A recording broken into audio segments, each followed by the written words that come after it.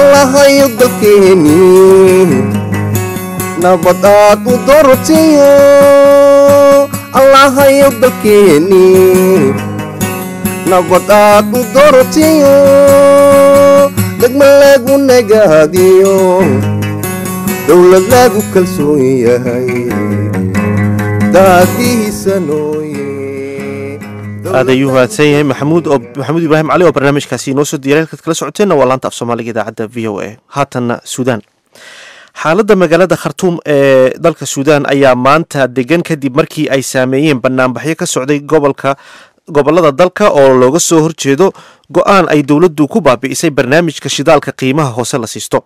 wararka ayaa sheegaya in banaanbaxyada oo socday muddo 3 maalmood ay sababeen dhimashada ilaa iyo 30 qof qaar kalena ay ku dhaawacmeen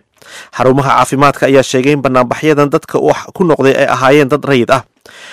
dhinaca kalena waxaa weli xiran goobaha waxbarashada iyo adeegyo kale oo dhinaca bulshada ah wariyaha VOA da Maxamuud Ibraahim Cali oo jooga magaalada Washington ayaa haddaba arrimahani ka wareystay Maxamuud Fiidow oo ah wariye degan magaalada Khartoum maxamuud aad baad u mahadsan tahay xaaladda maanta waa ay ka yara degan tahay xaaladii maalmihii lasoo dhaafay ku jirtay weliba gaar ahaan maalinnimadii shalay ahayd xaaladdu imaka magaalada Khartoum inkastoo ay ka kooban tahay 2 gobol oo waaweyn oo loogu magacaabo gobolka Khartoum iyo gobolka Omdurman waxa uu saakay xaaladdu deganta dhanka Khartoum oo shalay ay rabshado ka dhaceen mudaharada rabshado laakiin dhankan magaaladan ama iraade gobolka dhanka kale magaalada Khartoum qaybta kale ee Omdurman ayaa ilaa imaka xaalad yara kacsan laga soo sheegaya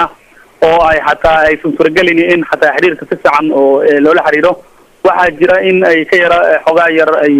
يعني ولي دجالة iyo halkaasi dhamashadii u badan yihiin mudaharaadna ay ka socdaan inkastoo aan maalnimadii shalay aysan gaarsiisnayn waa gartay ilaa imisa gobol ayay banaanbaxyada saameeyeen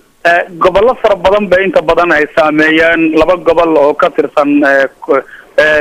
waqooyiga dalkan Suudaan ayaa jira oo gobolkan Nairobi Khartoum iyo kamid ah caasimadda iyo magaalo yiraahdo Jazeera ama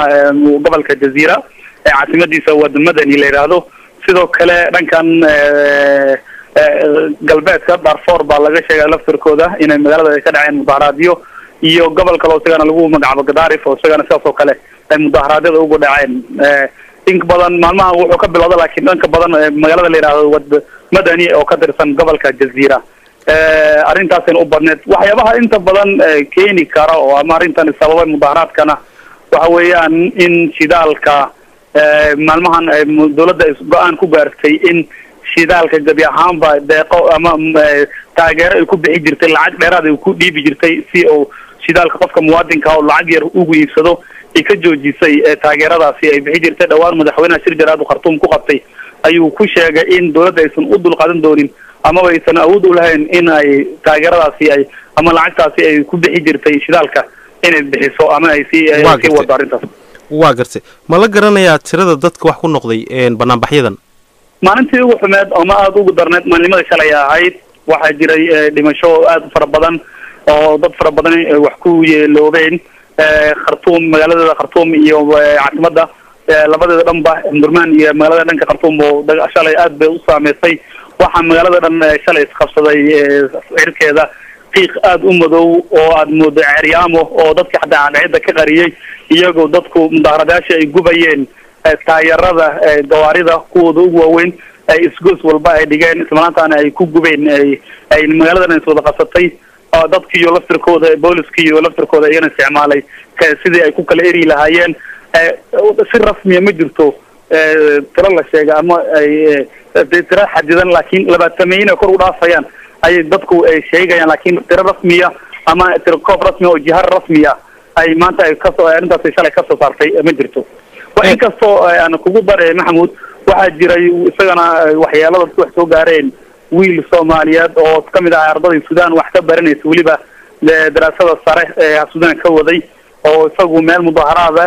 ag fadhiya joogay in ay dhibaato ka soo gaartay xabad ay markaasina ay kaga dhacday meel caloosha agteeda xalana qalin lagu sameeyay caafimaadkiisana uu saakay ogaa yar ka soo raynay waad wanaagsan waa gartay arrimahan wax siyaasad ah miyaa lagu xiriirin karaa siyaasad inta badan waa jiri kartaa oo arrintan inta badan lagu xiriiriyay maalmahan dowladda laftirkeedu suudaan waxaa axsaabta siyaasadda waxay sheegeen in laftirkooda ay qayb maanta ay ka noqonayeen inay ka qayb qaataan arrimo noocaas oo kale ah inkastoo aysan sheegin inay siyaasad ay awood badan ay ku lahayn oo shacabka uu ka dambe laakiin waxaa jira habeenadan maalimada shalay waxaa shir jaraa'id qabtay xisbiga xisbul umma la yidhaahdo oo uu ninka hogaamiyo Saadiq Mahdi isagoo sheegay inuusan yani mudaharaadyada ay raali ka yihiin laakiin aysan raali ka in waxyaabaha shacabka ay leeyihiin la burburiyo ama laga hortago ama la jabiyo laakiin arrimo siyaasadeed laftirkeeda waa ku yar leedahay sababta waxay kusoo beegmaysaa xilli ay ka bilaabanayso wadamada carabta waxaa la yidhahdaa biic alcarabi ama mudaharaadyada kacdoonada ay ka bilowdeen in iyada laftirkeeda ay dib isku imaan sababta shalay Khartoum kamay bilaabeen inay ku dhawaaqaan shacabku wuxuu rabaa luqadan carabiga ama halku qasiga Suudaan carabtu maalmahan aad u qabsanaysa الشعب يريد إسقاط النظام oo ah shacabku wuxuu doonayaa in uu ka taqaluso ama uu rido dawladda marka kuma dhawaaqay laakiin wadamada gobolada qaarkood sida gobolada fogfog waa lagu dhawaaqay haddii ay marka mudaharadan sii socdaan waxa laga yaabaa inay arrintu siyaasad isku bedesho ilaa ay imaato in sida kacdoonadii wadamada qaarkood ay looga faa'iideysto sida mucaaradku imankaba ay ka dhex muuqato sida markay shirki jaraa'id iyo siyaasadda ay ka hadlayaan waa gartay isu socodka gaadiidka waa sidee magaalada maanta gabi ahaanba socodku aad buu u yar yahay magaalooyinka waxaa xiran goobaha ganacsiga inta badan shalay waxay ahayd maalin isku furfuran oo ardaydu ay iskuulada aadeen dawladdu shalay markii ay xaaladu bilaabatay waxay go'aan ku gaartay gabi ahaanba in waxbarashadii la joojiyo iskuuladii in